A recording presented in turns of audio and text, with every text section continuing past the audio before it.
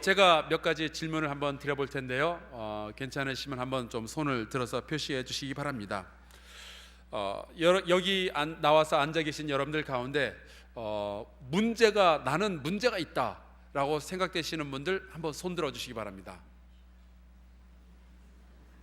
잠깐 손 내리시고 제가 설명을 다시 한번 드릴게요. 재정 문제, 자녀 문제, 건강 문제, 신앙 문제, 직장 문제, 얼굴에 잡티 문제, 자동차 문제, 예배 시간 문제, 군대 문제, 뭐라도 좋으니까 문제가 있다. 한번 손 들어 보세요. 예, 감사합니다. 우리 양옆에 계신 분들 한번 이렇게 슬쩍 보시기 바랍니다. 자, 이제 손 드실 때는 내 옆에 앉은 이 사람 문제가 있어 보인다. 내 옆에 앉은 사람이 문제인 것 같다. 예. 사실 문제 없는 사람이 어디 있겠어요? 누구나 다 문제는 있습니다. 저는 오늘 문제가 있는 분들께 이 말씀을 전하려고 준비했습니다. 혹시라도 난 전혀 문제가 없다 생각하시는 분들은 저희 교회 사무실로 전화해 주시면은 제가 문제 하나씩 할당해 드리도록 하겠습니다. 저희 교회가 해결해야 할 문제가 얼마나 많이 있는지 몰라요. 제가 이런 질문을 드린 데는 이유가 있습니다. 우리는 문제들을 많이 안고 살아가고 우리에게 있어서 어떻게 할 수 없는 그런 문제들도 많이 있는데, 우리가 어떠한 사람인가, 나의 삶이 어떻게 되어 갈 것인가 라는 것은 잘 생각해 보면 우리의 문제가 무엇인가에 의해서 결정이 되는 경우가 얼마나 많이 있는지 몰라요. 만약에 내가 가지고 있는 가장 큰 문제가 돈이 없다, 이것이 나의 문제라면은 아마 나의 삶은 어떻게 해서든지 돈을 벌기 위해서 삶이 움직여 갈 것이고 나의 생각은 온통 거기에 쏟아지게 될 거예요. 만약에 내가 가지고 있는 가장 큰 문제가 건강이다 라고 생각한다면은 아마 나는 건강해지기 위해서 가장 좋은 음식을 먹기 위해서 애를 쓸 것이고 좋은 운동을 하기 위해서 애를 쓰고 그렇게 될 거예요. 내가 가진 가장 큰 문제가 만약에 정치라면은 우리는 누구랑 앉으면 앉자마자 정치 얘기 시작해가지고 정치 얘기로 끝이 날 거예요. 우리 어른들 그런 거 해보셨잖아요. 얼마 전에 이런 책이 하나 출판이 되었습니다. 문제는 경제다. 저는 경제가 문제인 줄 알았는데 문제가 경제네요. 이 글을 쓴 사람에게는 경제가 우리의 삶에 있어서 가장 큰 문제라고 생각을 하는 거예요. 그러니까 이 경제 문제를 해결하기 위해서 자기의 전력 투구를 할 것입니다. 그것이 그 사람의 인생을 만들어 가겠죠. 그 사람이 경제 문제의 전문가가 되어서 여기저기서 불려다닐 거고 강의를 할 것이고 사람들에게서 이렇게 해야 너희가 돈을 벌 수 있다 이야기를 해주겠죠. 이 사람의 인생은 그 사람이 생각하고 있는 가장 큰 문제에 의해서 인생의 모습, 인생의 색깔이 결정이 되는 거예요. 도대체 뭐가 문제야? 영어로 하면 What's your problem? 이건요, 가만히 따지고 보면은 우리 인생 가운데 반드시 물어야 할 가장 중요한 질문들 가운데 하나예요. 도대체 뭐가 문제인지. 여러분, 문제가 우리의 삶을 결정지을 수 있다, 이 이야기는요, 우리가 어떠한 문제를 가져야 되는지가 굉장히 중요하다는 이야기예요. 별 쓰잘데기 없는 아무것도 아닌 문제에 자기의 온통 생각을 빼앗겨서 거기에 자기 인생을 투자하는 그런 바보 같은 일은 없어야죠. 만약에 우리가 문제를 가지고 살아가야 한다면, 그리고 그 문제가 우리의 인생을 결정지을 수 있다면, 제가 생각하는 건 이겁니다. 우리는 제대로 된 문제를 가지고 있어야 돼요. 그래서인지 제가 어릴 때 저희 어머니께서 저에게 이런 질문을 항상 하셨습니다. 제가 어머니 마음에 들지 않는 말썽을 피우거나 어디 가서 잘못을 하고 들어오면은 항상 저한테 이렇게 물어보셨어요. 넌 도대체 뭐가 문제니? 너는 생각이 있는 애니 없는 애니? 그 다음으로 많이 물어보셨던 질문이 바로 이거였어요. 넌 도대체 뭐가 문제냐? 왜 그런 옷을 입어? 무슨 문제니? 너 왜 그런 짓을 했어? 도대체 뭐가 문제야? 이 질문 우리가 인생 가운데서 꼭 한번 진지하게 물어봐야 되는 거예요. 우리 양 옆에 분들 보면서 한번 이것으로 인사말을 삼아서 인사 한번 해보겠습니다. 도대체 뭐가 문제입니까?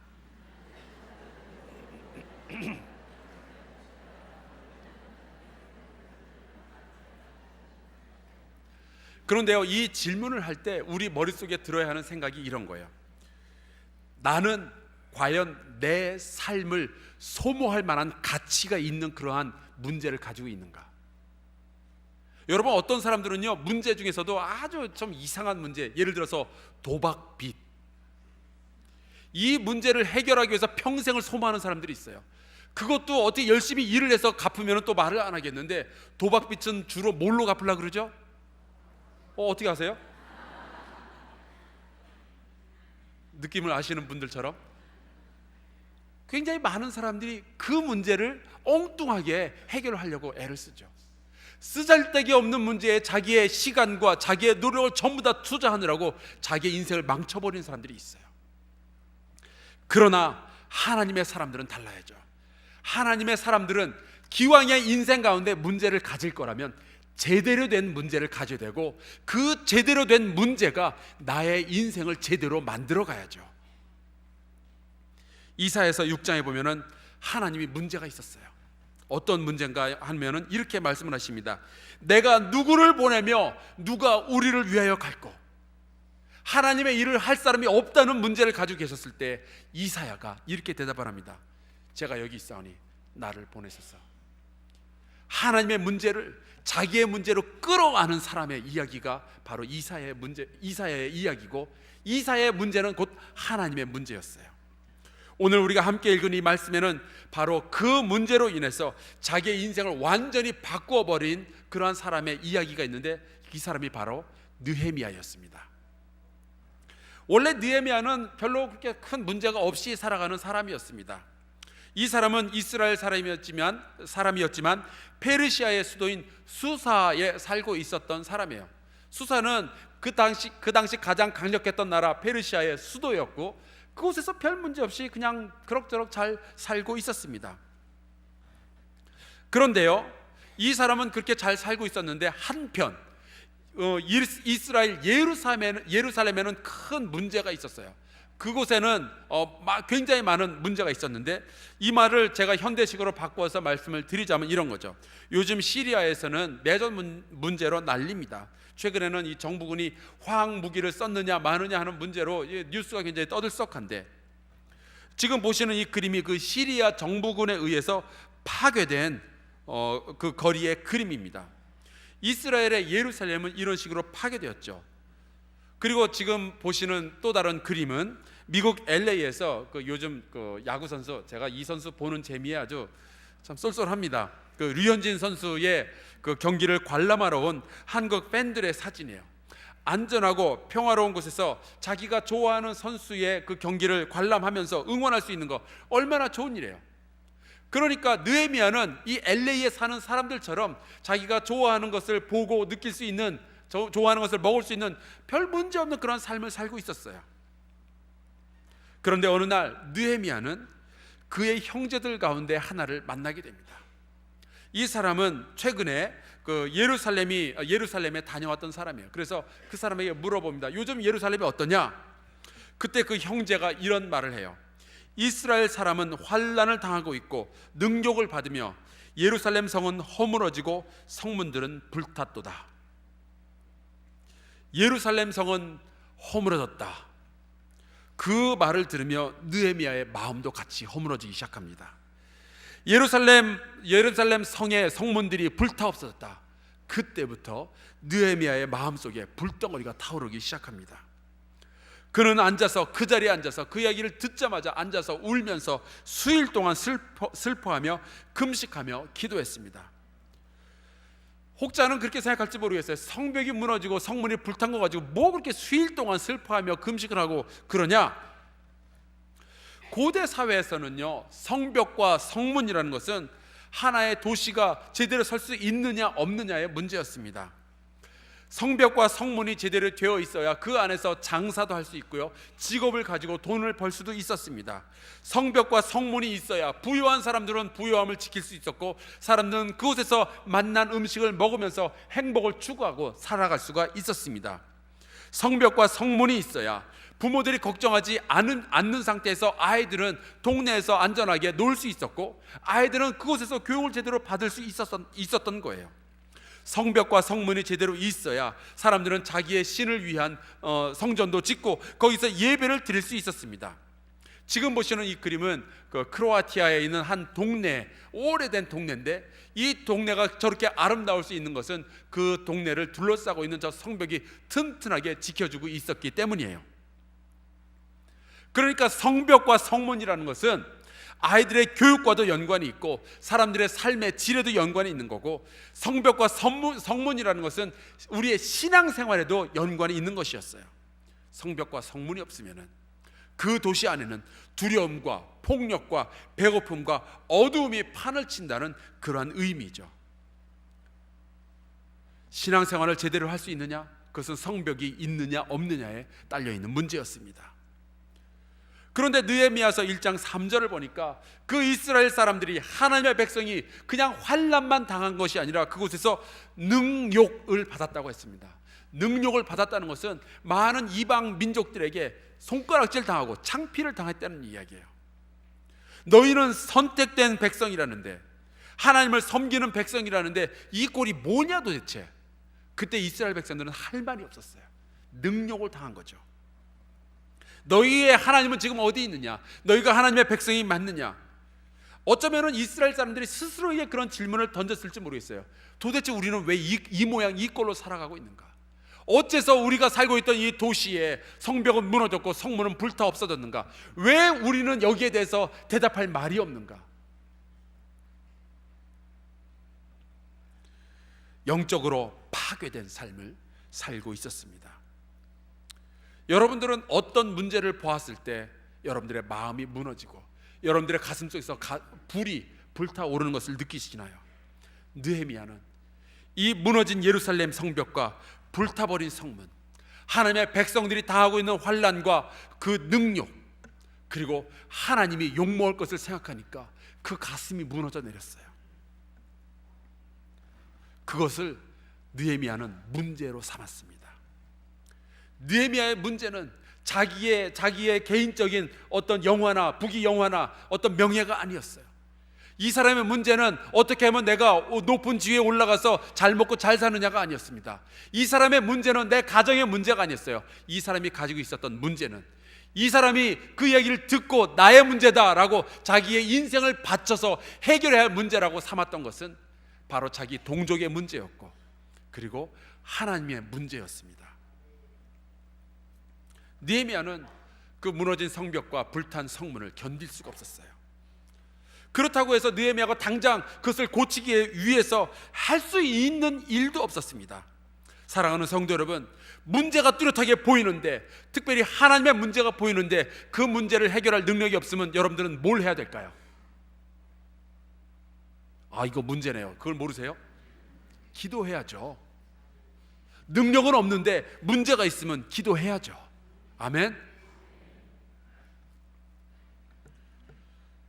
느헤미야는 예루살렘의 문제를 자기의 문제로 삼고 드디어 자기의 마음을 하나님 앞에 쏟아놓기 시작해요. 그것이 느헤미야 1장 5절부터 시작되는 느헤미야의 기도입니다. 오늘 우리는 8절부터 읽었는데요, 느헤미야는 백성을 위한 회개의 기도로부터 시작했어. 자기의 죄도 회개를 하고, 그 다음에 오늘 우리가 같이 읽은 말씀에 보면은 하나님의 약속을 붙잡기를 시작을 합니다. 옛적에 주께서 주의 종 모세에게 명령하여 이르시되, 만일 너희가 범죄하면 내가 너희를 여러 나라 가운데 흩을 것이요, 만일 내게로 돌아와 내 계명을 지켜 행하면 너희 쫓긴 자가 하늘 끝에 있을지라도 내가 거기서부터 그들을 모아 내 이름을 두려고 택한 곳에 돌아오게 하리라.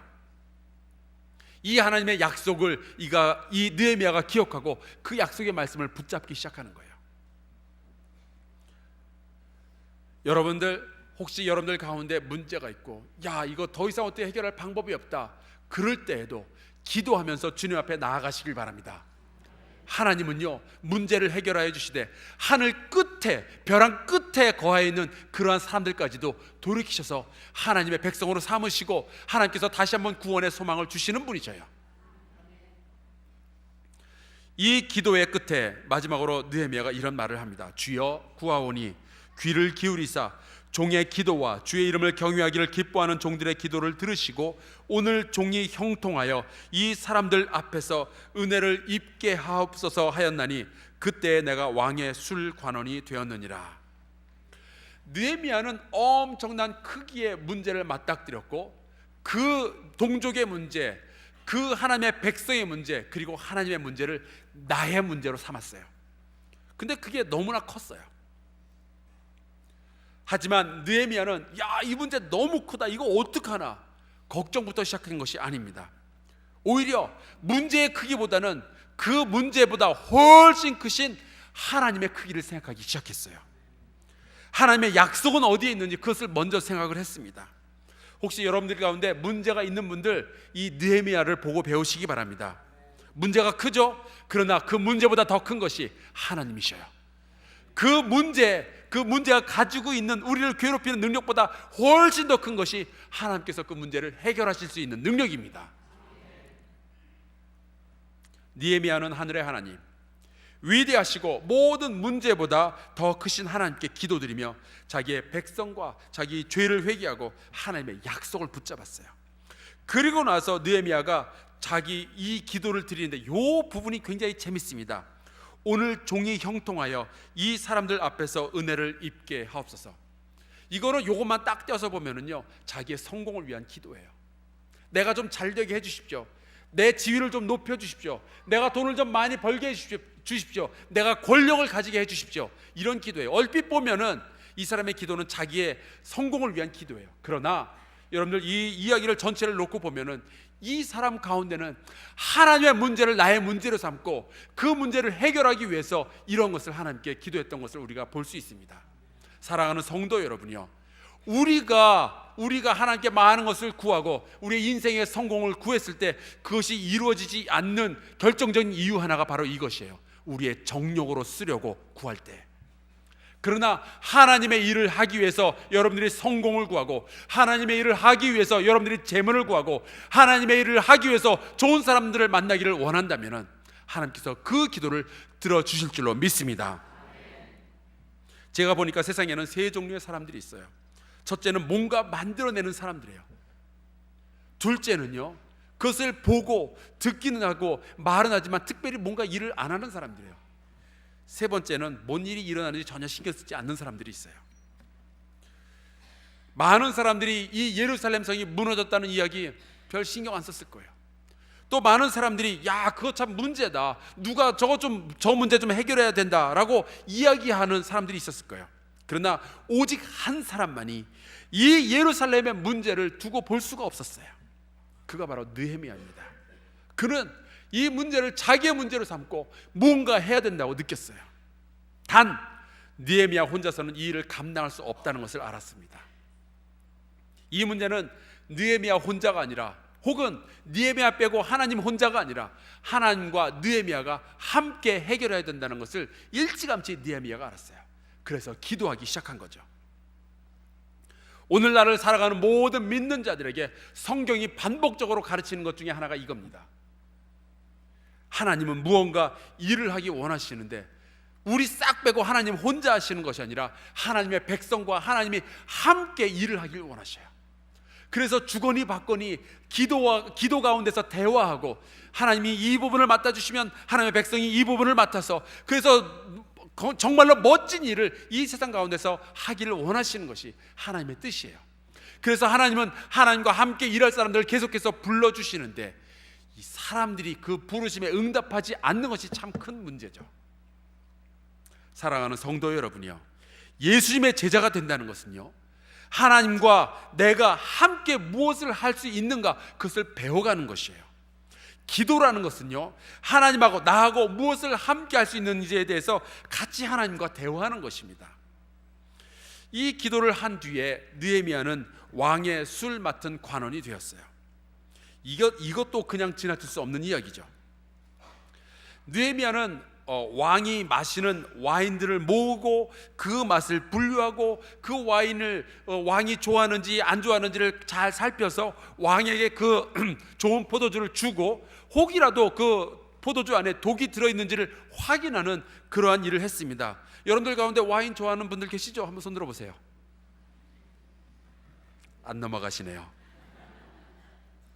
그런데요, 술 관원이라는 것은 단지 술을 보관하고 왕에게 바치는 그러한 일만 한 것은 아니에요.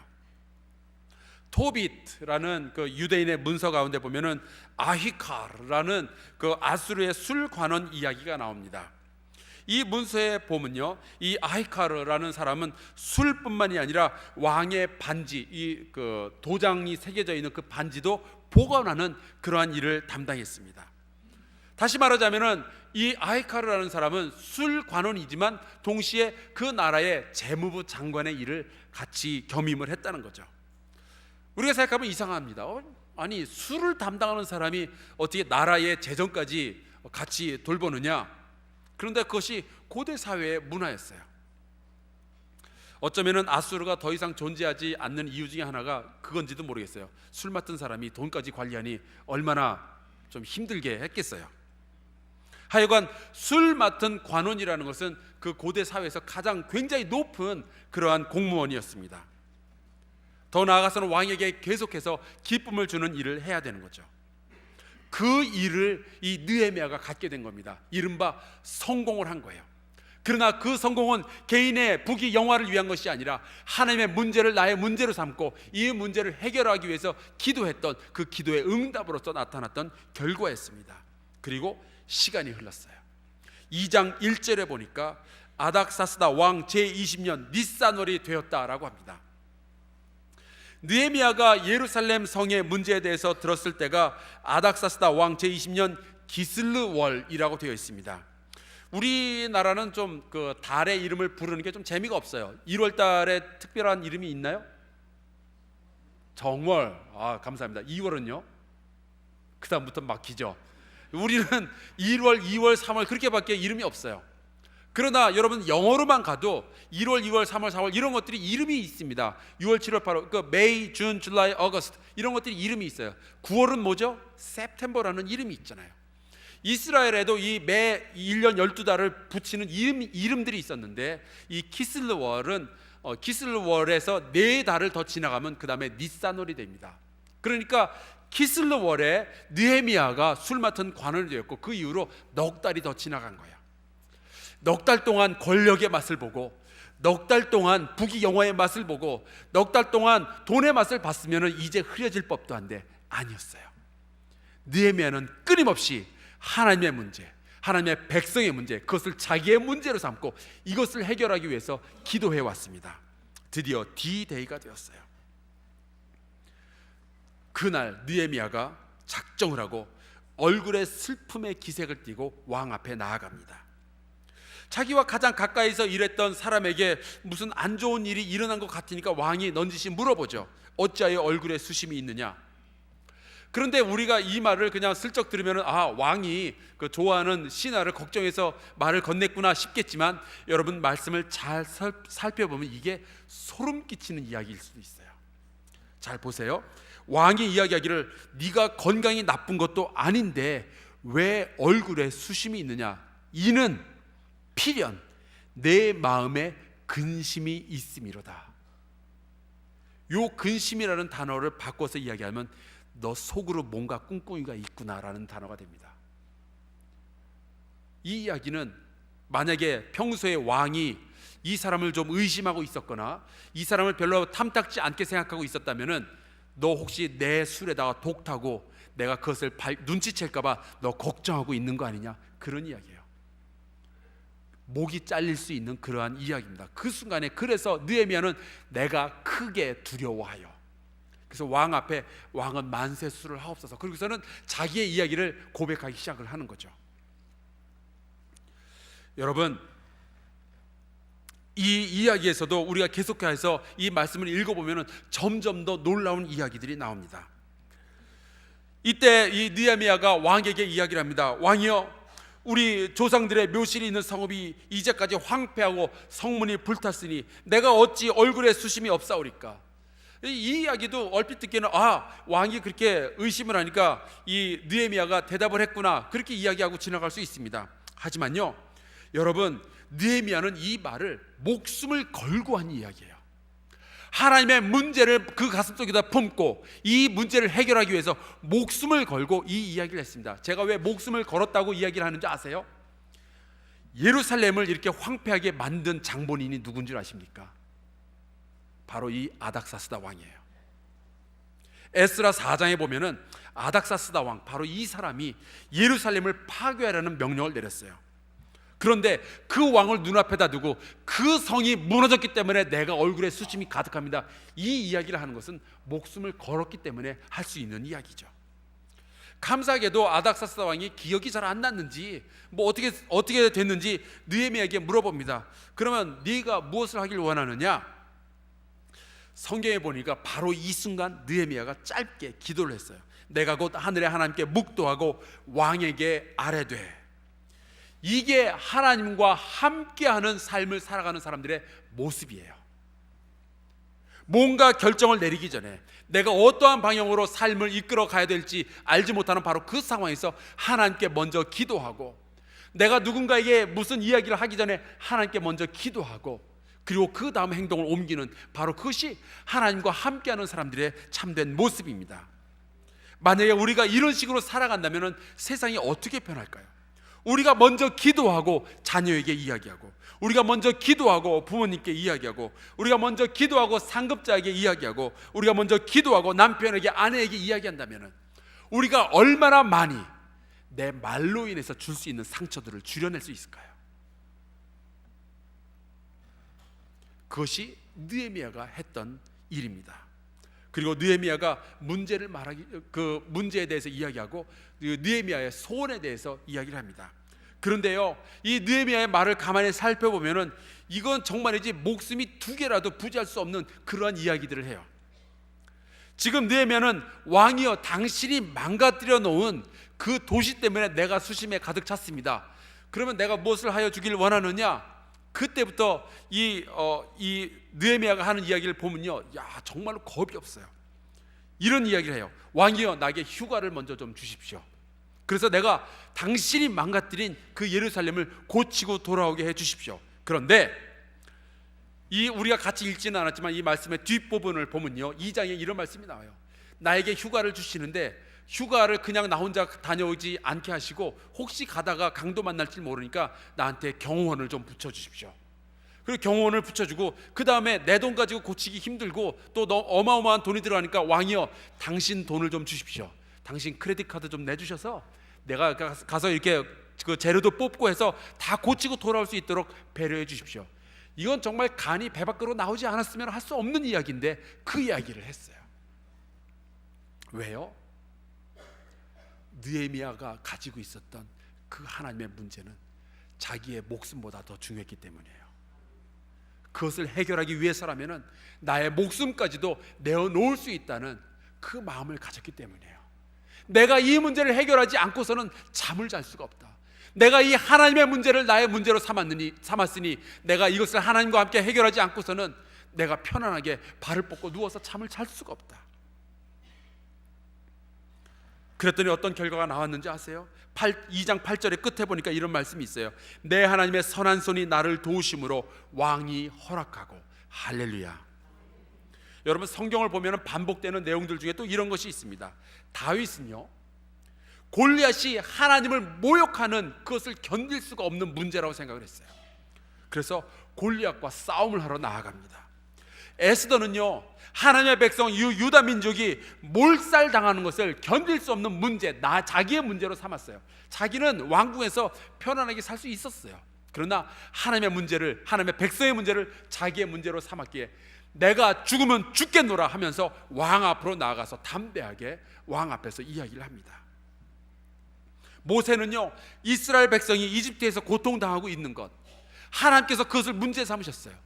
모세는 그 미디안 광야에서 그냥 그럭저럭 살아갈 수 있었어요. 그러나 하나님의 문제를 자기의 문제 삼고 이집트로 내려갔습니다. 목숨을 걸고 내려가서 그곳에서 바로를 만나게 되죠. 우리 예수님은요, 하늘에서 하나님의 아들로서 평화롭게 영원히 그냥 사실 수 있었어요. 그러나 하나님 아버지의 마음을 아시는 그 예수 그리스도께서는 하나님의 문제를 자기의 문제 삼고 이 땅에 태어나셔서 이곳에서 주의 백성들에게 복음을 전하시고 십자가에 달려 죽으심으로 하나님의 문제를 해결하셨어요. 여러분들의 마음을 상하게 하는 문제가 무엇이 있나요? 여러 가지가 있겠죠. 그 문제 중요하지 않다는 이야기가 아니에요. 그러나 하나님의 백성으로서, 예수 그리스도의 보혈의 피로 구원받은 백성으로서 여러분들은 정말로 가치 있는 문제를 가지고 있나요? 나의 목숨을 바꿀 만한, 나의 목숨보다 더 소중하게 내가 해결해야 된다라고 느끼는 그런 문제를 우리가 가지고 있단 말이죠. 여러분들은 어떤 문제를 해결하기 위해서 여러분들의 시간과 노력과 눈물을 쏟고 있습니까? 예수님을 따르던 사람들은 이러한 질문을 했어요. 하나님께서는 제가 어떠한 문제를 이 세상에서 해결하길 원하시나이까? 그 하나님께서 그들에게 마음을 보여주셨을 때 그들은 자기의 전 생애를 바쳤어요. 예수님을 따르던 사람들은 하나님의 문제를 자기의 문제로 끌어안고 하나님과 함께 그 문제를 해결하기 위해서 자기의 전 인생을 바쳤습니다. 병들어 죽어가고 있는 사람들을 자기의 문제로 삼고, 복음이 없이 죽어가는 사람들을 자기의 문제로 삼았어요. 그리고 자기의 생애를 헌신하고 말았습니다. 저기 양화진에 있는 선교사 묘지가 있죠. 그 묘지에 보면은 자기와 아무 관련이 없는 조선 사람들이 복음 없이 죽어가고 있는 것을 자기의 문제로 삼았던 선교사들이 죽어서 묻힌 그 자리가 바로 이 양화진 선교사 묘지입니다. 지금 보시는 이 그림은 양화진에 지금도 묻혀 있는 루비 캔드릭이라는 여자 선교사의 묘비입니다.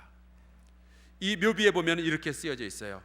If I had 1,000 lives to give, Korea should have them all. 만약 내가 내어줄 수 있는 목숨이 1,000개가 있다면 조선이 그 1,000개의 목숨 모두를 다 가져갈 것이다. 이 사람은 평화롭게 자기 나라에서 아무 문제 없이 살 수 있었던 사람이에요. 그러나 하나님의 마음을 품게 되면서 저 먼 곳 조선에서 복음 없이 살아가고 죽어가고 있는 그들을 생각하면서 그들의 문제를, 하나님의 문제를 자기의 문제로 삼고 자기의 전 생애를 이 한국 땅에 와서 조선 사람들을 위해서 바쳤던 이 사람이에요.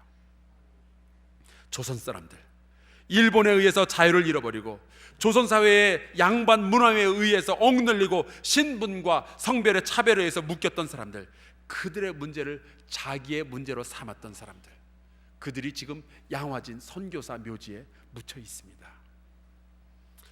여러분들이 가진 문제, 품질은 어떤 건가요?